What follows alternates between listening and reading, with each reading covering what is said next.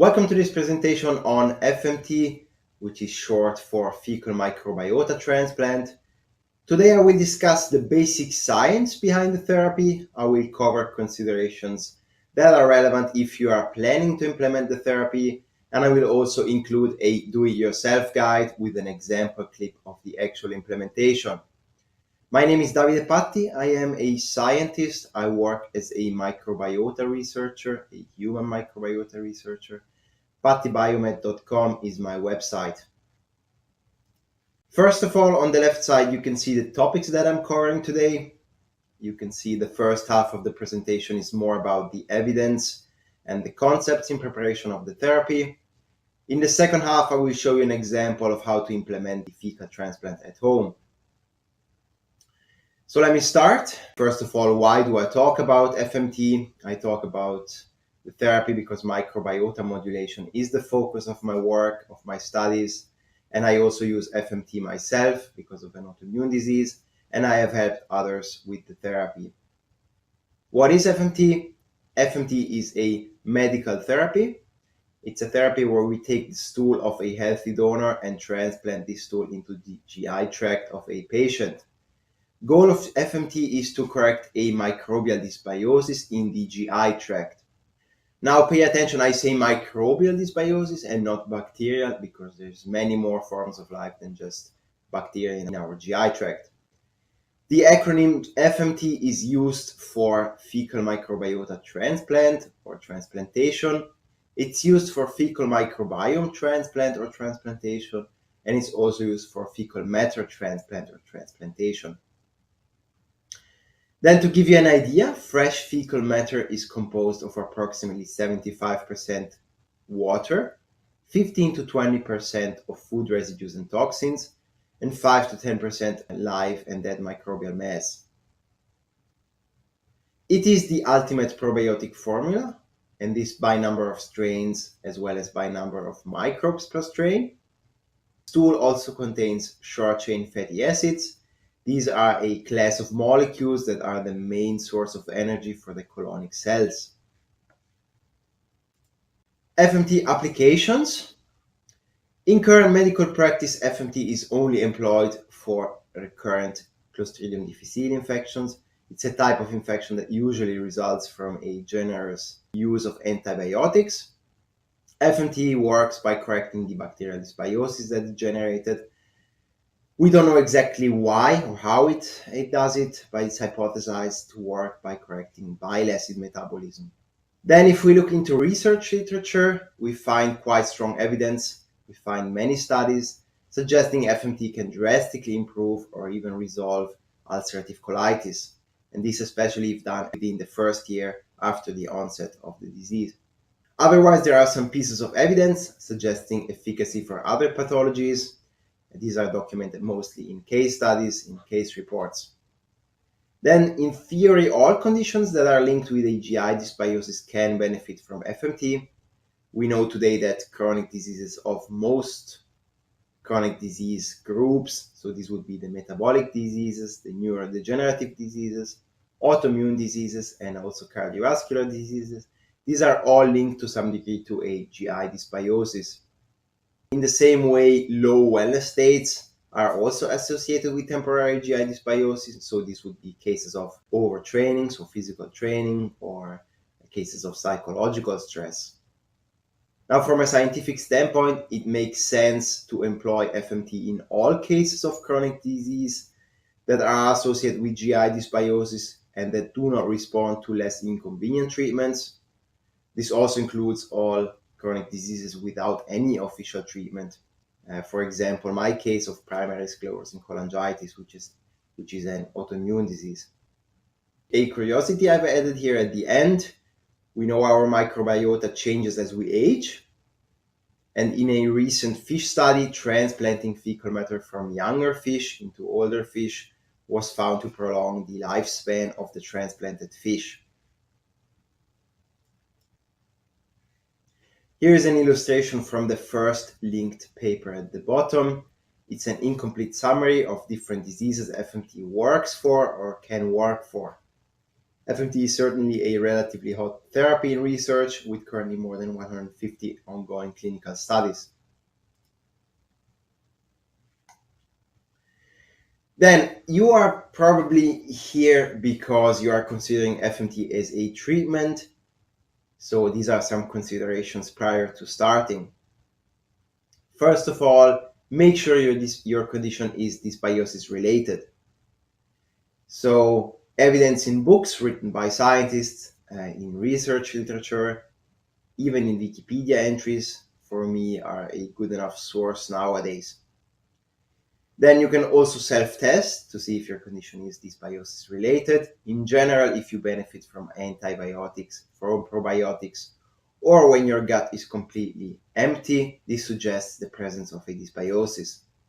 Also, if your disease is a mystery to your physician or your physicians, then this is a good hint that it might be dysbiosis related. Also, in all cases of chronic disease, make sure you understand the following points prior to considering the therapy. First of all, the limitations of the current medical practice. Your physician might not be aware of FMT, and he or she might not be aware of the role of dysbiosis in chronic disease. This is okay. We accept that the medical practice has developed around the tools made available to them. So we have clearly a drug-centered approach and not a science-centered approach. Then you need to understand what influences your digestion, and probably also the concept of intestinal permeability, especially if you came across the terms intestinal permeability or leaky gut in learning about your disease. Then, same as a probiotic pill is usually a part of a treatment protocol, in the same way we must look at FMT, because FMT is the ultimate probiotic at the end of the day. Then you should have at least some ideas on why your dysbiosis, on why your disease developed in the first place, what predisposed you to developing the disease, and what triggered the disease. I think it's common sense to say that understanding this is an essential part in improving your issue. Then FMT should be more of a last resort treatment to correct the GI dysbiosis. There are less inconvenient treatments that should be tried first prior to considering FMT. Then anecdotal experience, and this is coming from clinics, physicians, and also patients, has taught us that it's generally better to avoid starting a treatment with high levels of intestinal inflammation or with high levels of intestinal permeability. In summary, do your research or try to work with someone who practices a science-centered medicine. Considerations: modalities. Let me discuss the main treatment modalities so you can optimally prepare your own protocol. Treatment duration, first of all. How long should your treatment last? C. difficile can be treated at the hospital, in clinics, or at home, most often with only one treatment. This is in 70 to 80% of cases. The duration of a FMT therapy for other diseases varies and depends obviously on many factors. I think it's a good idea to start with what has worked for other patients. Then experience with different autoimmune diseases, for example, has shown how periodic top-ups can help maintain a healthier eubiosis. Regarding route of administration, if we look at data from C. difficile, which is the only data available to us so far, we can say endoscopically performed FMT through colonoscopy and self-administered enemas have pretty much the same efficacy, and these are both superior to nasogastric delivery. Comparing clinics performing FMT via enema and do-it-yourself applications at home, I think we can say clinics likely have an edge when it comes to experience, as well as to donor selection, which makes them a better solution on the short term. If periodic top-ups are necessary, then do-it-yourself applications are probably the better solution to adopt from the start. Now, comparing other aspects, clinics are very likely more expensive. Do-it-yourself applications is cheaper, but requires a lot more time. In my observation, especially if one has to find a healthy donor outside the own family circle. Comparing single versus multiple donors, in theory, diversity in the GI microbial composition has found to be associated with a stronger and increased disease resistance. So more donors are better in theory. Comparing fresh with frozen stool, same efficacy was shown in C. difficile treatment. If used fresh, then the fresher the better, the higher the chance to maintain the original ratio between bacterial strains. If used frozen, you should freeze as soon as possible and as cold as possible. Then regarding patient preparation, in theory, a clean colon with a low bacterial load are advantageous to improve the chances of colonization by the new microbial set. Regarding donor preparation, a more diverse diet leads to a more biodiverse microbiota, which is something that we want. If the patient has strong intolerances, it makes sense to have the donor avoid or considerably reduce these foods, and this minimum 4 days before treatment.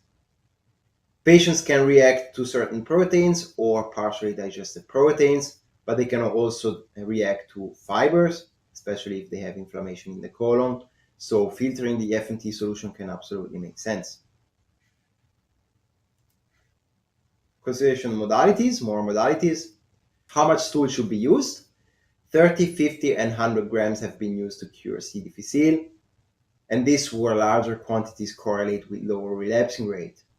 So the more stool, the better. More stool means more bacteria, of course, but it also means more food residues, more toxins, and more liquid to retain your enema. I think depending on your state, you can start with more or less stool. You can start with 50 grams and adjust. Try to take as much as you think you can handle. Then about supplements and drugs, antibiotics and probiotics do not make sense, generally speaking, during an FMT therapy. Prebiotic foods and supplementation, on the other hand, makes sense because these are the food for a lot of the beneficial strains.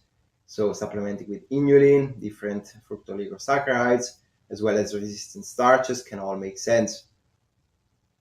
Then supplementation to reduce intestinal inflammation can make sense. So this would be the fish, the krill oil, the boswellia, the quercetin, the curcumin, and if necessary, of course, use medication. If you have inflammation in your colon, I recommend to look into the Briggs protocol by Dr. Briggs. I think this is a good place to start. The protocol is free and available on the web.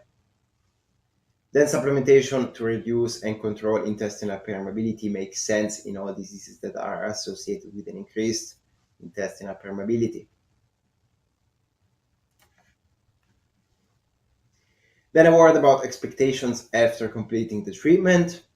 Anecdotal experience has shown that it can take up to 3 months for the new microbial set to establish itself after a 2 to 3 week protocol.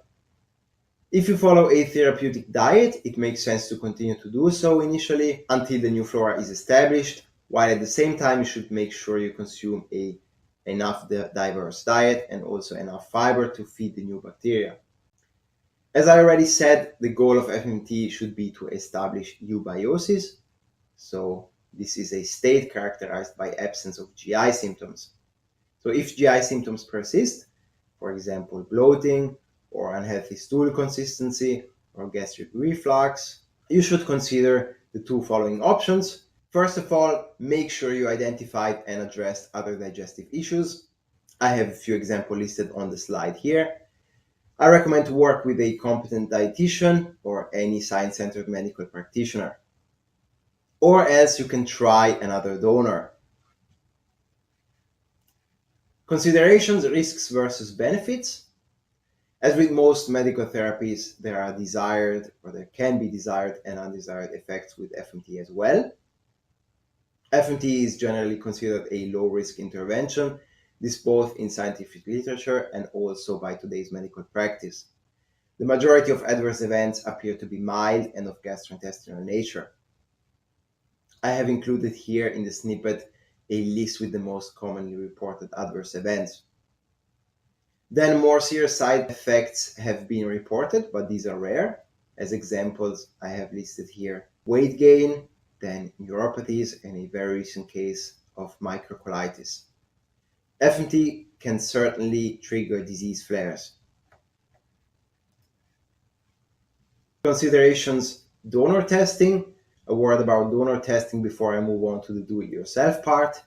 Testing recommendations vary greatly from institution to institution. You find very basic recommendations, such as the one from the American Gastroenterology Association, to very thorough ones, such as the 2017 guidelines from the European Consensus Conference.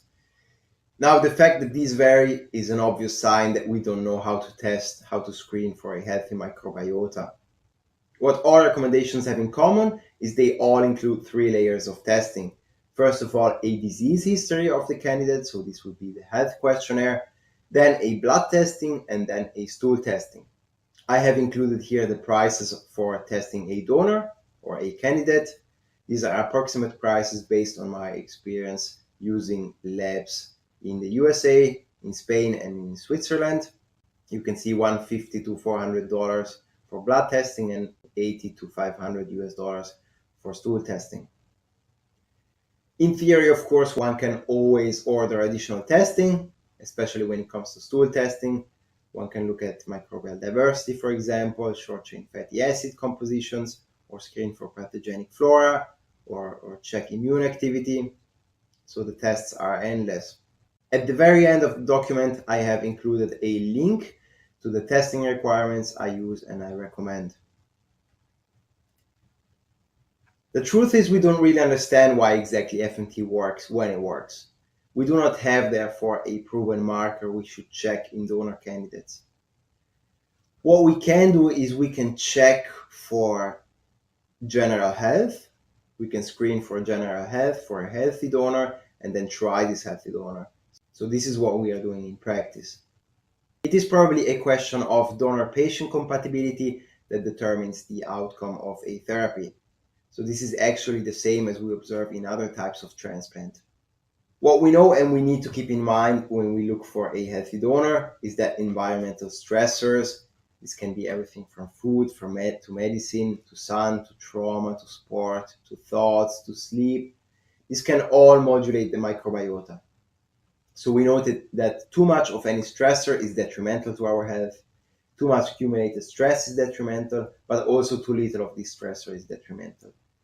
So for example, if we plan to use a donor who is a student, we must be aware that his or her microbiota is much worse at the end of the semester compared to the beginning of the semester. This is because of the increasing exam stress. So we keep in mind that generally a healthy and strong body and a healthy and strong mind will tend to harbor a healthy microbiota. So it absolutely makes sense to look at general health markers when we try to find a healthy donor. Also, it can make sense to favor a donor whose genome and environment overlap with the patient's genome and environment. In summary, we shouldn't look for the perfect donor because we don't know how to find the perfect donor. We should find a healthy donor and then try this healthy donor. This is what we are doing. So do it yourself, disclaimer. There is a disclaimer before I switch to this section. First of all, the recommendations here are based on my studies on the microbiota, on the literature on FMT, on third-party experience with the practice, and in my experience with the practice. Then make sure you are informed on what you are doing. You should work with a science-centered holistic clinician if you can, especially to make sure you have first tried less inconvenient and relevant approaches. I am not a medical doctor. I am a scientist in my heart. I have a degree in chemistry. I have extensive knowledge, practical knowledge when it comes to IBS, to fibromyalgia, and also autoimmunity, but this mostly because of personal reasons. So do it yourself steps. These are the steps required to implement FMT. So first of all, we need to design our own protocol. This includes deciding on the treatment modalities. Then we need to prepare the patient-donor agreement, the health questionnaire, and the test criteria. The second step is finding a healthy donor. So this includes finding donor candidates and then testing these candidates.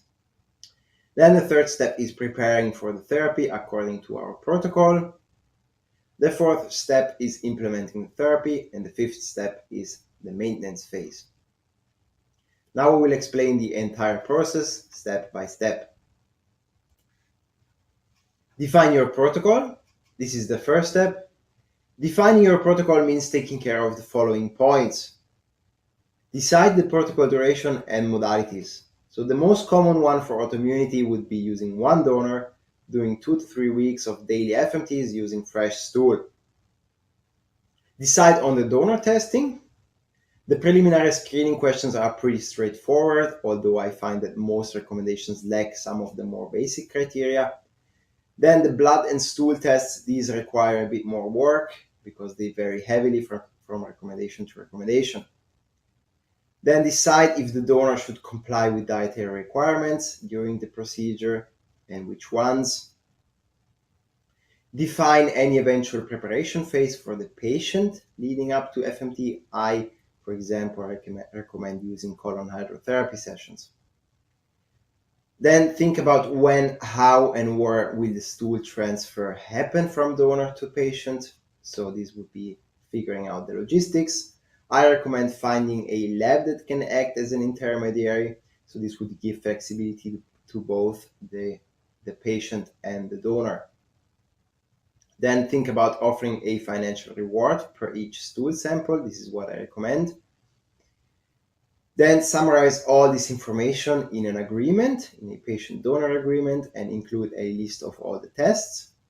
So as mentioned previously, I have personally developed what I consider to be a very cost-effective and thorough testing panel that has proven to work in real life. I provide a link at the very end of the presentation. Then finding your candidates. Use your family if you can. This is the simplest, safest, cheapest solution I've seen to work.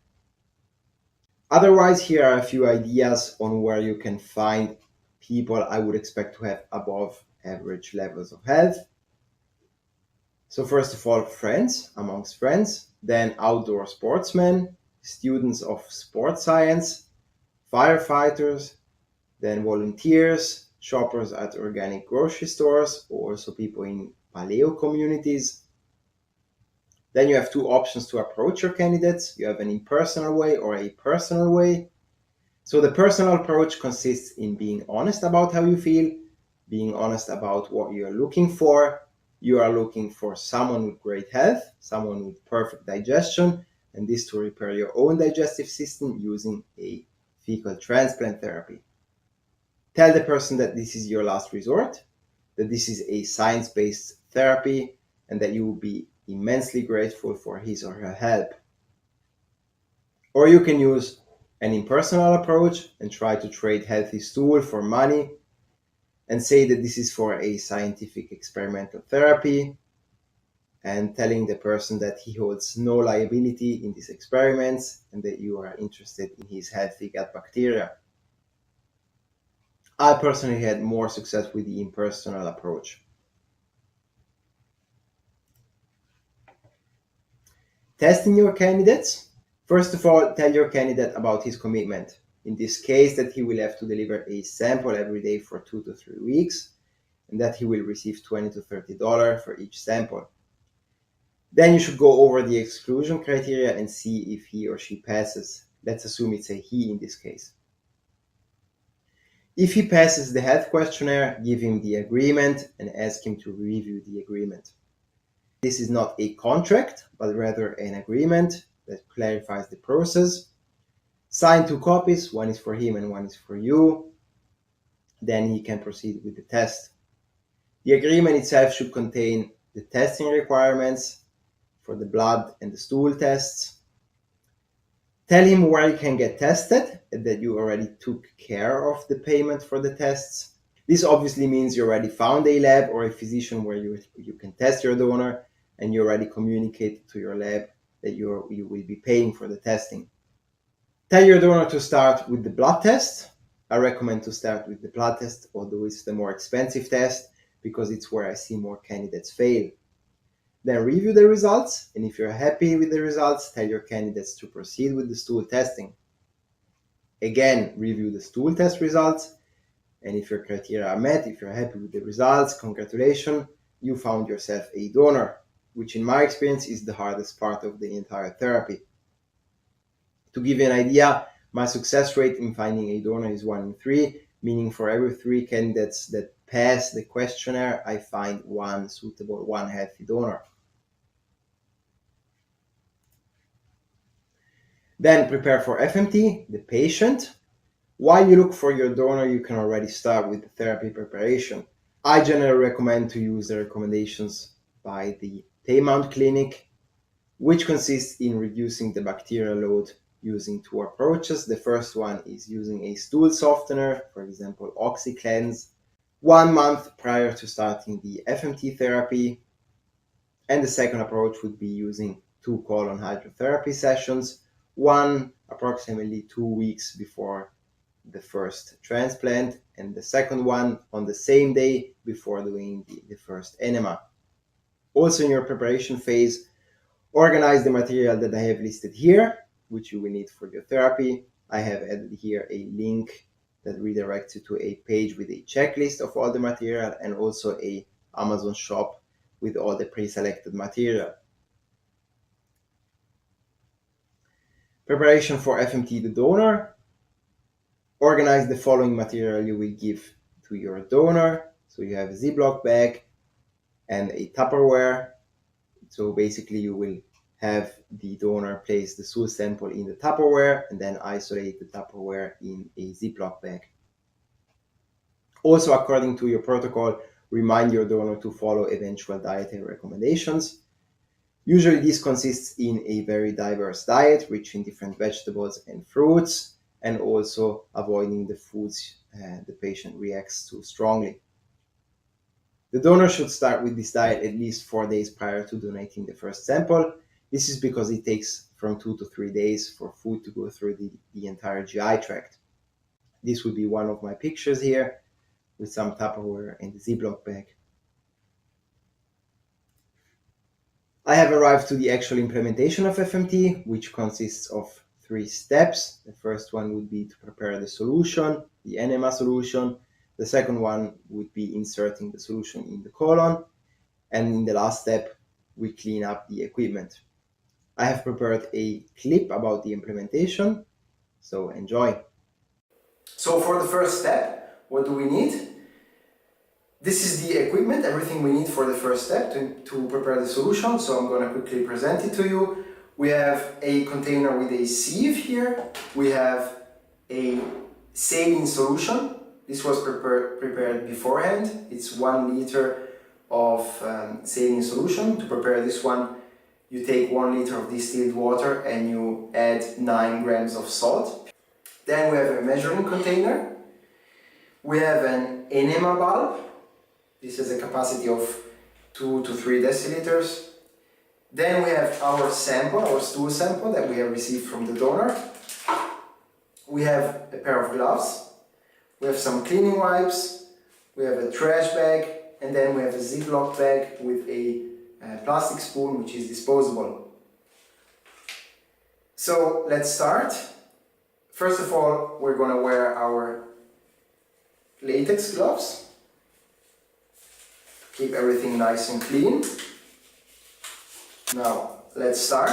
So the idea is to use this Ziploc bag and mix the saline solution and the stool sample inside here. Now, before I get started, I want to say that ideally to prepare this solution, you want to be somewhere ventilated. So you can be, for example, I'm using the balcony, which is outside, and it's a ventilated area. Then you can use, for example, a garden, if you have a garden outside. Or otherwise you can use a bathroom, which is probably your most ventilated area. First of all, we're going to prepare 1.5 to 2 deciliters of saline solution. So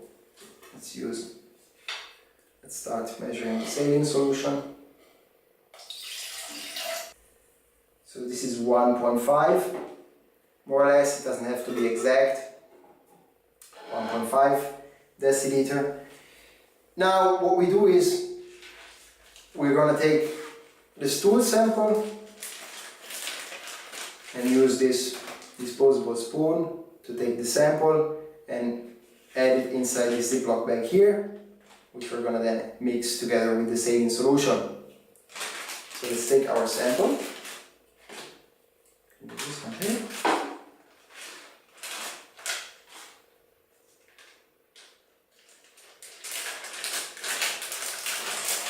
Okay, for this example I'm using a double chocolate cake, so this is not stool.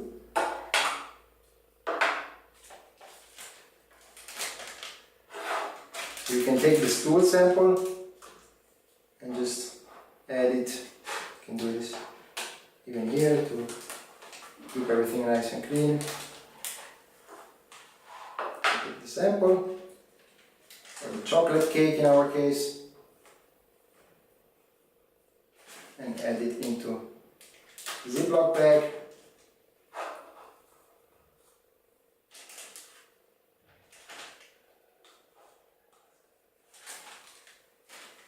We can close, we can throw away, we can use this Ziploc to throw away everything which is disposable, so the spoon and also the container here, which is going to be disposable. Throw it away, just close it. Okay, now we have our stool sample here. We're going to add the saline solution.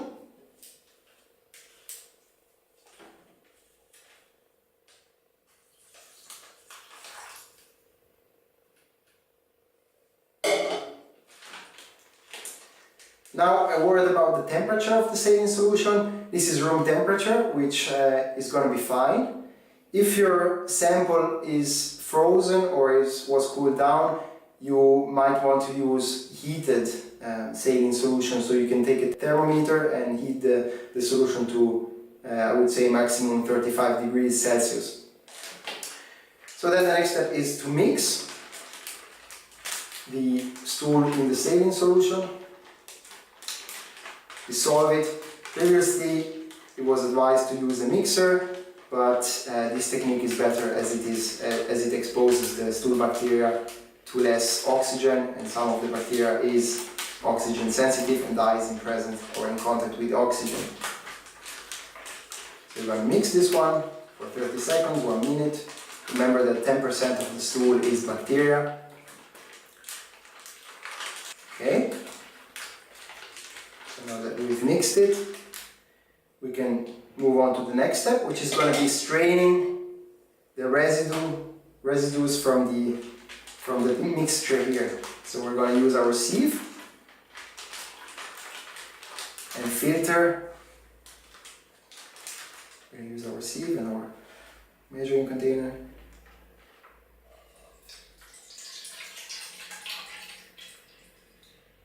So this is to remove the food residues we don't need.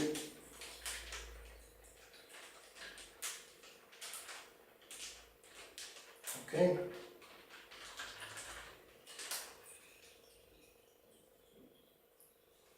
Now we can close this one. We can throw it away. At the time, just place it inside here.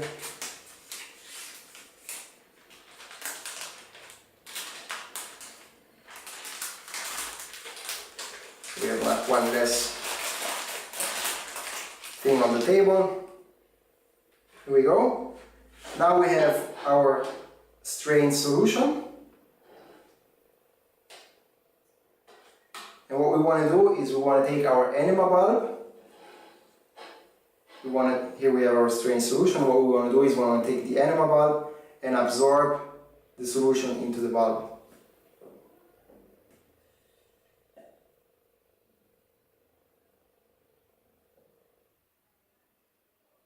So remember, this is 1.5 deciliter. So this is going to be contained in the enema bulb.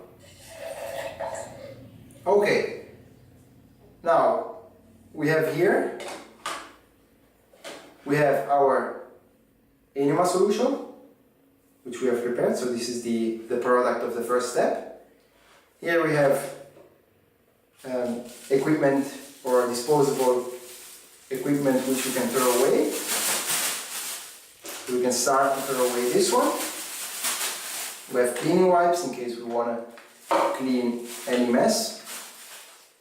And this, what we can do here, we can, for example, we can throw away the waste here. There won't be much waste in the stool. Most of it will dissolve. but we can throw away this piece as well. So we have here the trash bag with the things that we're going to throw away, and here the equipment that we will have to clean and we can reuse next time. So this is the completion of the first step. The next step is going to be taking the solution and inserting it into the colon. So I'll see you in the next step. So the second step is taking the solution that we have prepared and inserting it into the colon. So this is the material that we're going to need. We have some wipes.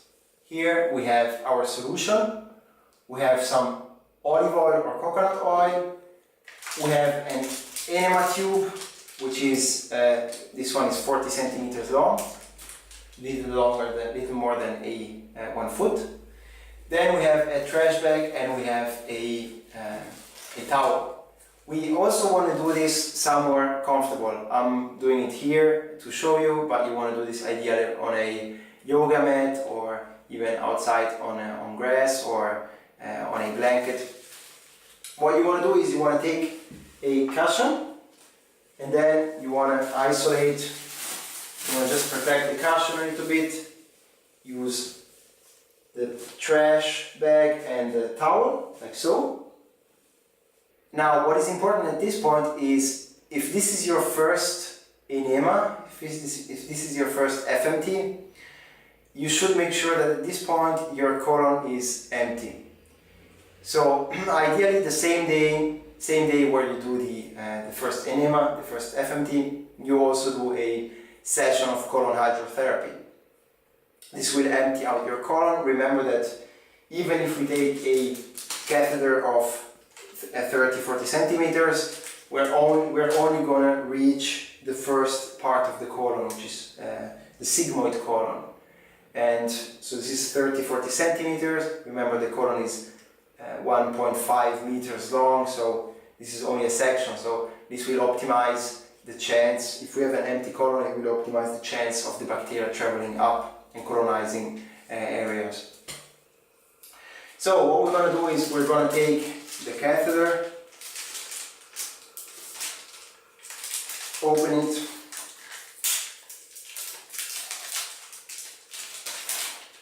and then we're going to mount it on the enema bulb, like so. We're going to prepare it next to you. Then we have the oil, we have the gloves on from the previous step. Here's the olive oil.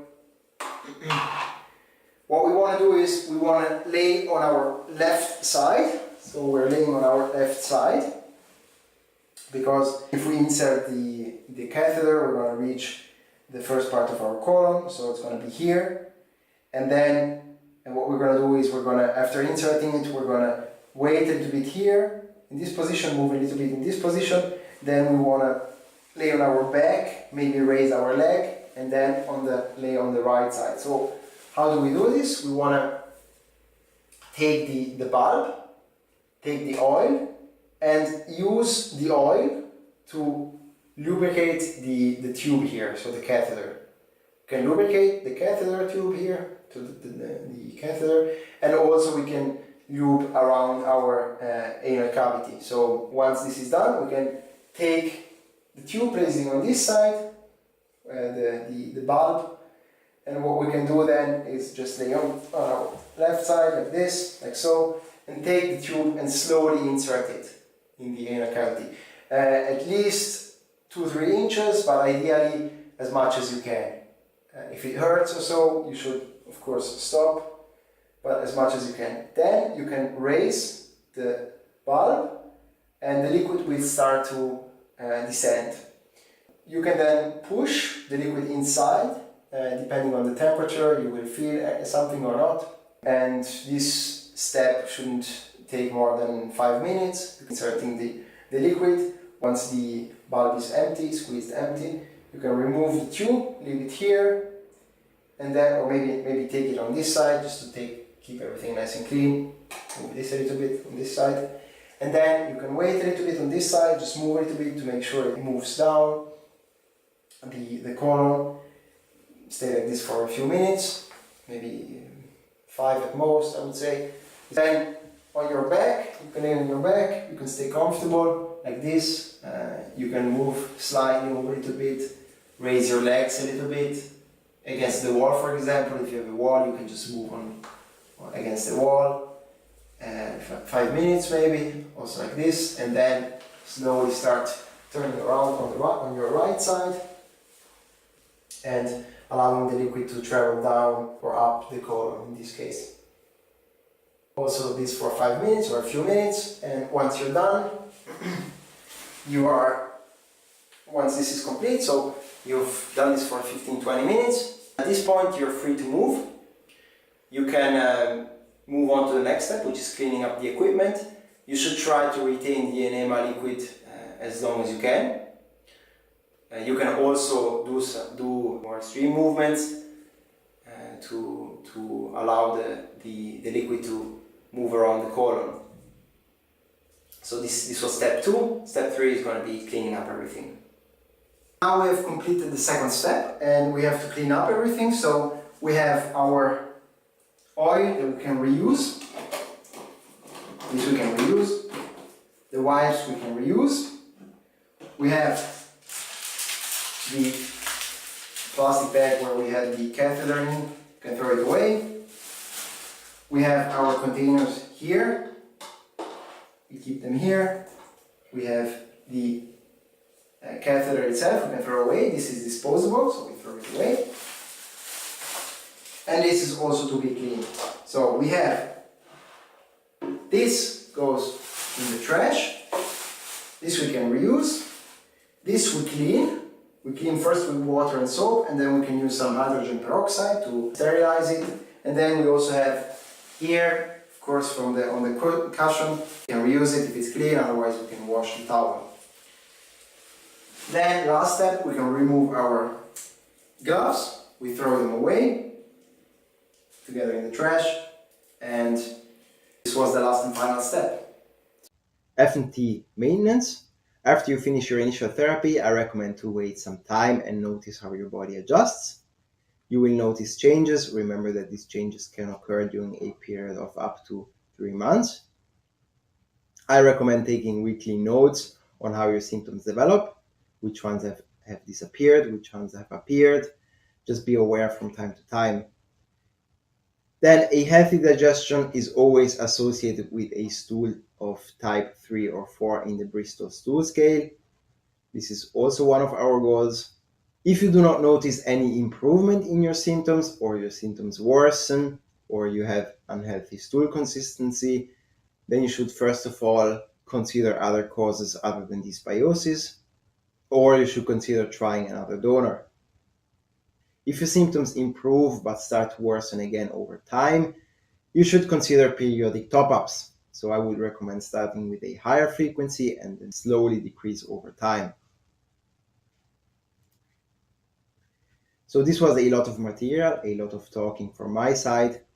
I don't want you to be overwhelmed. At the end of the day, it's 5 steps you have to take. First of all, you have to define and design the protocol. Then you find candidates and test your candidates. You prepare for the therapy according to your protocol, and then you implement the therapy and continue in an optional maintenance phase. Now, these are useful links. These can help you with the therapy. They can help you save time and money. They give you an edge, but you can absolutely do without them. First of all, I have a link to the agreement, the questionnaire, and the testing requirements that I perfected myself, that I use and that I recommend. The testing is, in my opinion and experience, very cost effective and thorough at the same time. Then I have a link to a page with all the material that you require, with a checklist, and also a Amazon page with all the pre-selected material. Then, if you're not sure if it's time to give FMT a try and would like a second opinion from my side, I can offer to review your case. So this means you would send me your lab results, you would answer some questions I would send you, and then we would have a video call where we discuss your case and I give you my thoughts and recommendations. Remember, I am not a physician, but I have substantially improved my case that includes 3 autoimmune diseases and also fibromyalgia. I'm only interested if you are affected by autoimmunity, by fibromyalgia, chronic fatigue, or IBS. The last thing I can offer, but you need to get in touch with me so I can confirm availability. If you are interested in performing FMT in Barcelona, you come to Barcelona for your therapy, your 2 or 3 or 4 week therapy. You can do the initial colon hydrotherapy session in Barcelona. You would do a simplified version of the do-it-yourself treatment, where every day you would receive a already prepared enema solution. This can be interesting for my fellow Europeans. Then this is a summary of the expected costs. This would be for the do-it-yourself version. You can see here the expected cost range from $800 to $1,500 US. This is using my screening. Without my screening, I would expect this to be a little bit higher. To give you an idea, visiting a clinic for a 2-week treatment would cost more than $5,000, and the cost for the 2 weeks in Barcelona would be around $1,500. I hope I was able to provide you with a valuable summary of the science behind FMT, also a summary of my experience and the experience of others. If you have any question, just add it in the comment section. I will do my best to answer. Thank you for your time.